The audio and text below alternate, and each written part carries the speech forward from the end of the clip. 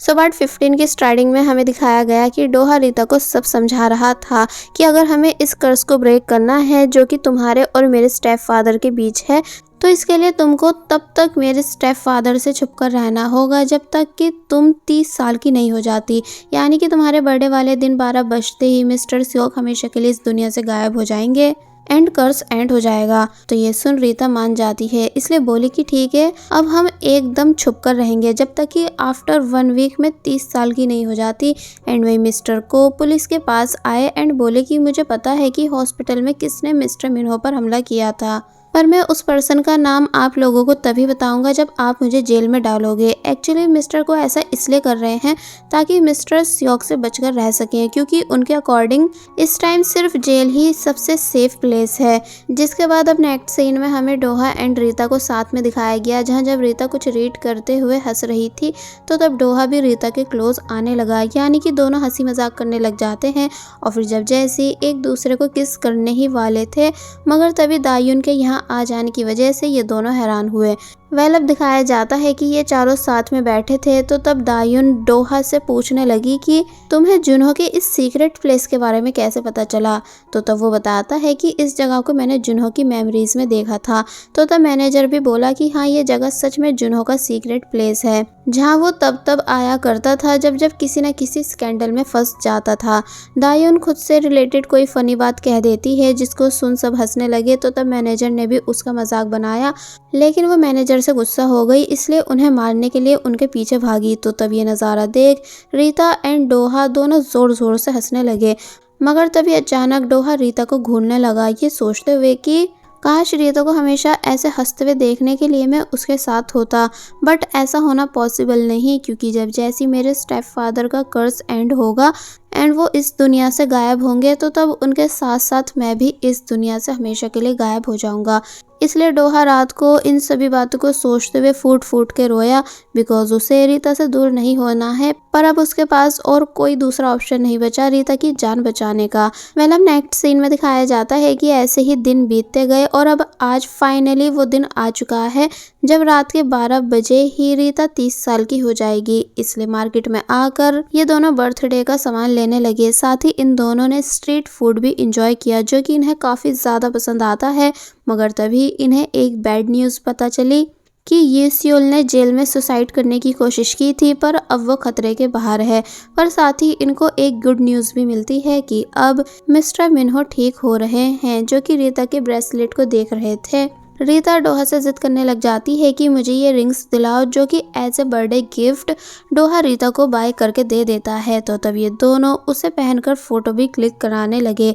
यानी कि यहाँ ये दोनों ठीक नॉर्मल कपल की तरह हर एक मोमेंट को एंजॉय कर रहे थे। मगर तभी अचानक हमें मिस्टर स्योक दिखाए जाते हैं, जो कि इन्हीं दोनों को देख रहे थे। इसका मतलब फाइनली उन्होंने रीता एंड डोहा को ढूंढ लिया है, ये बोलते हुए कि तुम्हें क्या लगा था कि मैं तुम दोनों को ढूंढ नहीं पाऊंगा। अब हमें घर का सीन दिखाया गया, जहां अब भी काफ़ी टाइम था 12 बजने में, इसलिए ये सभी बैठकर 12 बजने का वेट करने लगे, क्योंकि तभी तो रीता केक कट कर पाएगी एंड कर्ज को एंड कर पाएगी।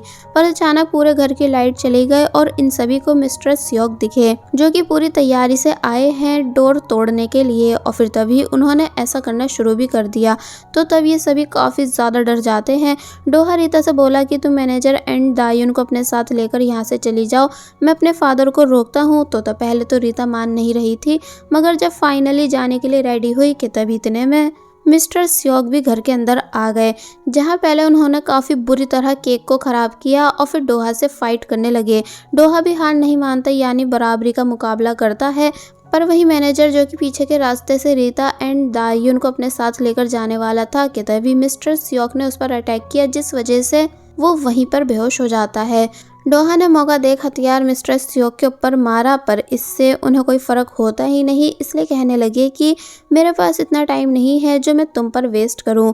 और फिर तभी उन्होंने डोहा को धक्का दिया, जिस वजह से झूमर डोहा के ऊपर गिर गया एंड वो बेहोश हो जाता है।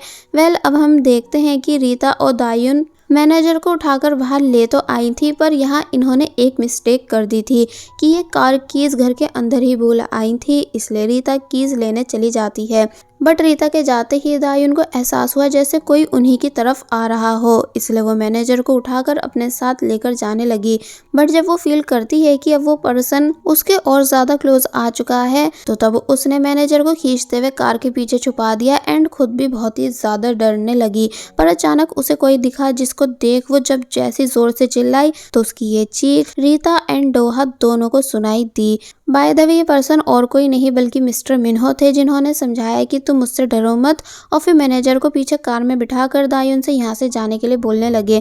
दायुन कहती भी है कि पर रीता अभी आई नहीं है, तो तब मिस्टर मिन्हो ने बिलीव दिलाया कि वो रीता को अपने साथ जरूर लेकर आएंगे। तो ये सुन दायुन यहाँ से चली गई मैनेजर को अपने साथ लेके, और वहीं रीता जो कि जब जैसी वापस दायुन के ही पास आ रही होती है, मगर तभी उसको मिस्टर स्योक की आवाज सुनाई दी, जिस वजह से वो जंगल की तरफ भाग गई एंड वहां जाकर छुप जाती है। पर तब भी उसे मिस्टर स्योक ने ढूंढ लिया, जो कि अब इससे पहले कि रीता को जान से मार पाते, लेकिन तभी मिस्टर मिन्हो ब्रेसलेट लेकर रीता के सामने आए, जिस वजह से रीता बच तो गई पर मिस्टर मिन्हो काफी दूर जाके गिरे, साथ ही अब ब्रेसलेट भी टूट चुका था।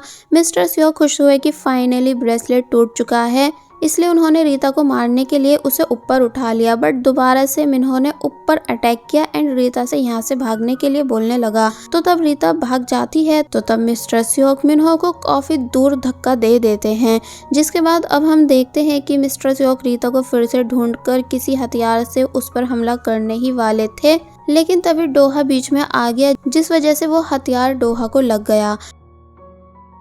डोहा ने जोर से मिस्टर स्योक को दूर फेंका, तो तब वो कहने लगे कि तुम आखिर क्यों इस लड़की की जान बचा रहे हो, जबकि तुम्हें पता है ना कि अगर मैंने इसे नहीं मारा तो तब मेरे साथ साथ तुम भी इस दुनिया से हमेशा के लिए गायब हो जाओगे। तो ये सुन रीता शॉक रह जाती है कि ये क्या बोल रहे हैं।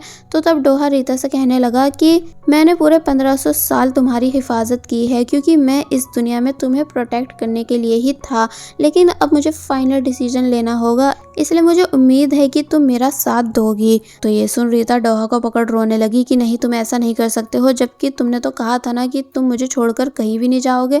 तो तब डोहा बोला कि टाइम पूरा हो चुका है, इसलिए अब हमें एक दूसरे को गुड बाय करना ही होगा। बट रीता मानती नहीं, बिकॉज वो नहीं चाहती है कि डोहा उससे दूर हो। कि तभी मिस्टर स्योक डोहा से बोले कि देखा, ये लड़की शुरू से तुम्हारे मरने की वजह बनी है। तो ये सुन डोहा को और ज्यादा गुस्सा आ गया, इसलिए वो मिस्टर स्योक को उठाकर डायरेक्ट ट्री पर मारता है, यानी ट्री की टहनी को मिस्टर स्योक की बॉडी के आर पार कर देता है। मिस्टर स्योक कहने लगे कि रीता के जन्म इसलिए हुए क्योंकि मेरा बदला अभी तक पूरा नहीं हुआ था। तो तब डोहा कहता है कि नहीं, ये सब इसलिए रिपीट हो रहा था क्योंकि तुम पास्ट लाइफ में मेरे हाथों से नहीं मरे थे। और फिर इतना बोल वो मिस्टर स्योक की बॉडी को और ज्यादा टहनी के अंदर घुसाने लगा, जिस वजह से वो फाइनली मर गए। ऊपर से ठीक 12 भी बज चुके थे, यानी आज रीता पूरे 30 साल की हो गई थी, इसलिए इविल स्पिरिट भी मिस्टर स्योक की बॉडी से निकलकर हमेशा के लिए गायब हो गई, यानी कि फाइनली कर्स एंड हो चुका है। अब दिखाया गया कि डोहा जो कि वीक पड़ने लगा था, क्योंकि अब ये उसका भी आखिरी टाइम था। तो तब रीता जल्दी से डोहा के पास आई एंड काफी बुरी तरह रोने लगी। डोहा कहता है कि देखो प्लीज रो मत, एंड मेरे जाने के बाद भी रोना मत, क्योंकि मैं ग्रेटफुल हूँ इस बात से कि हमारी दोबारा मुलाकात हो पाई एंड हम साथ में अच्छे पल जी पाए। मैं वैसे भी एक जिंदा लाश ही था, लेकिन तुमने मुझे जीना सिखाया, इसलिए मैं किसी भी चीज़ के लिए तुम्हें ब्लेम नहीं कर रहा हूँ, बल्कि थैंक्स मेरी लाइफ में आने के लिए। तो ये सुन रीता और ज़्यादा रोने लगी एंड देन डोहा ने अपनी आईज क्लोज कर ली, ये बोलते हुए कि 1400 साल बाद आज मैं फाइनली सो पाया हूँ।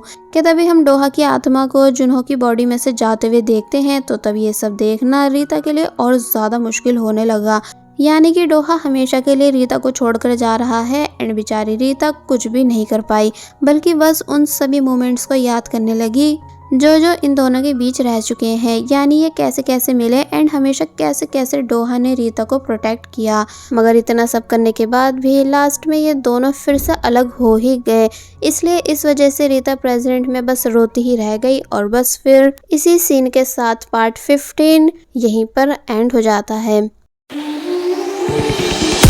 There was a time when you had me falling to the ground.